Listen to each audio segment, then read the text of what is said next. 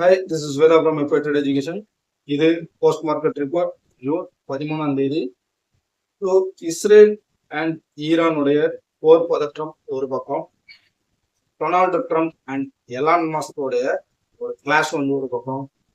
So இதுக்கிடையில நேற்று இந்தியாவில் நடந்த ஒரு ஃப்ளைட் ஆக்சிடென்டோடைய ஒரு சோக சம்பவம்.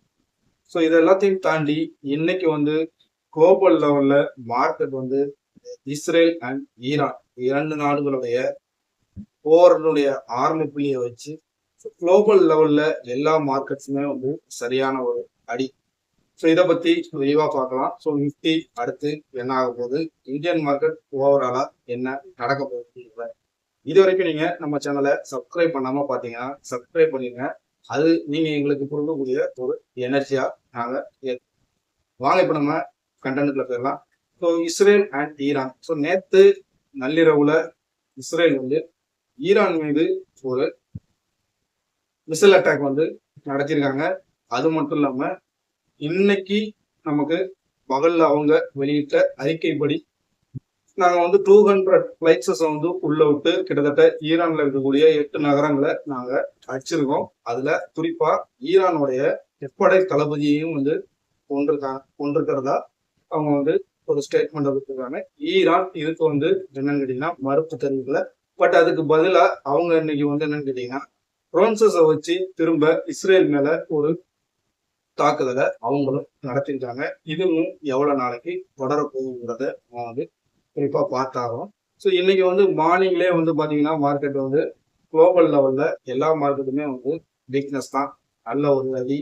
ஸோ நம்ம ப்ரீ மார்க்கெட் வியூலேயே வந்து நம்ம பார்த்தோம்னா குளோபல் இண்டிகேட்டர்ஸ் வந்து ஓப்பன்லேயே வந்து பார்த்தீங்கன்னா ஜப்பான் வந்து ஒரு நல்ல ஒரு இறக்கத்துல இருந்துச்சு. பட் அதையும் தாண்டி இன்னும் கூடுதலா இறக்கத்தையும் வந்து சந்திச்சிருக்கு. ஸோ ஏசியன் மார்க்கெட்ல ஜப்பான் மார்க்கெட் வந்து கொஞ்சம் ஹெவியாவே வந்து ஃபால் ஆகிட்டு வருது.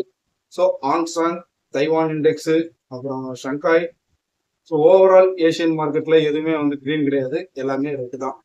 ஸோ ஓவரால் வந்து நம்ம யூஎஸ் மார்க்கெட்ல வந்து நேற்று நம்ம வந்து என்னன்னு பார்த்தோம்னா யூஎஸ் வந்து டெக்கு வந்து அவங்க இதுல வந்து செக்டர் வைசஸ்ல வந்து டெக்னாலஜி செக்டர் வந்து நேற்று கொஞ்சம் ஒரு பர்ஃபார்மன்ஸ் கொடுத்ததுனால ஸ்பாட்டும் சரி நாஸ்டாக்கும் சரி ஒரு பிளாட் மோட்ல க்ளோசிங் நடந்துச்சு. பட் ஆனா ஃபியூச்சர்ஸ் வந்து பாத்தீங்கன்னா ஒரு 250 பாயிண்ட்ஸஸ் வந்து ஃபாலிங்ல இருந்தது.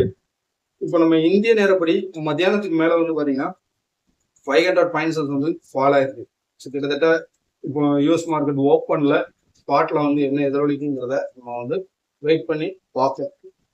இப்போ இந்தியன் மார்க்கெட்டுக்கு நம்ம வந்து வந்துடலாம். ஸோ இந்தியன் மார்க்கெட்ல வந்து பாத்தீங்கன்னா நிஃப்டி அண்ட் நிஃப்டி ரெண்டுமே வந்து இப்போ க்ளோசிங்ல வந்து பாத்தீங்கன்னா ஈக்குவல் ட்ரேடிங்ல நடக்கும்.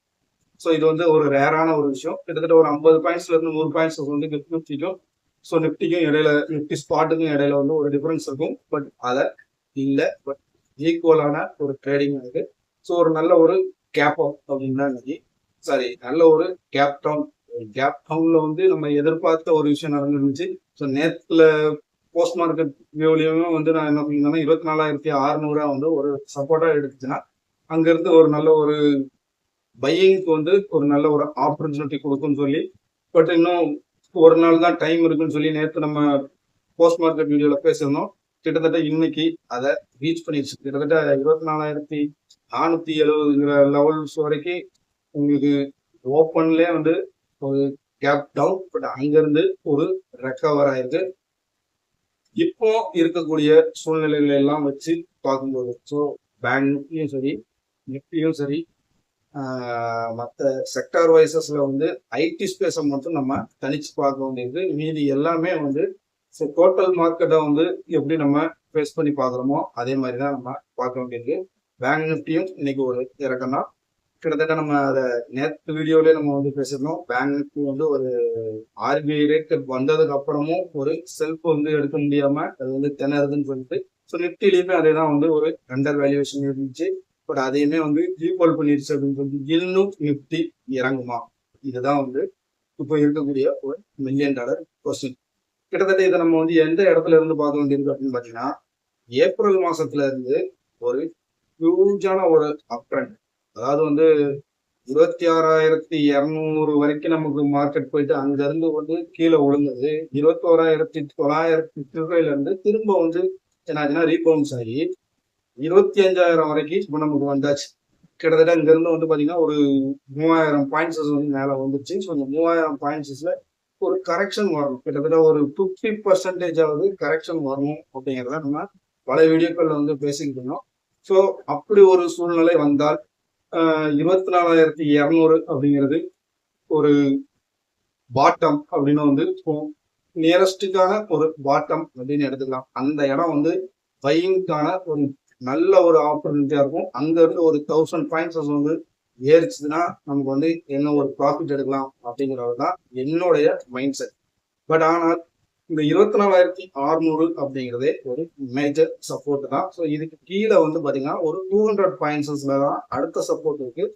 பட் ஆனா இந்த இடத்த பிரேக் பண்ணிச்சுன்னா ஒரு ஸ்டாண்ட் பண்ண முடியுமா அப்படின்னு கேட்டீங்கன்னா செல்லர்ஸோடைய ஆதிக்கம் ஹெவியா இருக்கும். பட் அங்க இருந்து உங்களுக்கு வந்து என்னன்னு கேட்டீங்கன்னா 24,150 வரைக்கும் கீழே இறக்கிடுவாங்க.